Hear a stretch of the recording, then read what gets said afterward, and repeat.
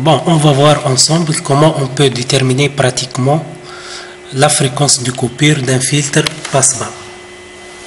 Tout d'abord, il faut alimenter correctement le montage par les tensions d'alimentation adéquates. Par la suite, on fait le réglage d'offset, ça c'est évident. Et enfin, on visualise les signaux de sortie ainsi que le signal d'entrée. J'applique à l'entrée un signal d'amplitude 10 volts et de fréquence 1 kHz et je vais mesurer le signal de sortie. Bon, je vais mesurer le signal de sortie. لحظة برك 5 minutes 5 minutes ونجيك ردوك البيب اللي Donc je visualise également le signal de sortie. Bon, je prends l'option mesure. Je vais choisir donc le source chaîne 1. Chaîne 1, chaîne 2 et chaîne 2. Le type c'est la fréquence crête à crête, fréquence et crête à crête. Bon.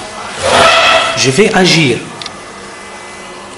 agir sur la fréquence du signal d'entrée jusqu'à avoir l'amplitude du signal de sortie égale à celui de l'entrée divisé par racine de 2. Bon, on a choisi une amplitude d'un signal d'entrée qui est de l'ordre de 10 volts. Donc, 10 volts, donc crête à crête, ça fait 20. Si racine de 2, ça donne à peu près 14,2. Lorsque l'amplitude du signal de sortie deviendra égale à 14,2, là, vous notez que vous avez la fréquence de coupure de votre filtre. On va voir ensemble.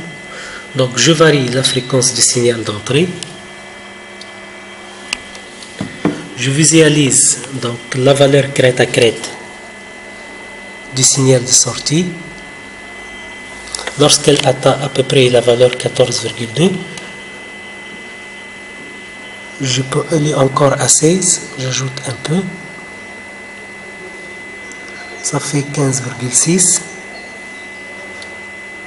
15,2, 14,8, on se rapproche petit à petit à la valeur de la fréquence de coupure.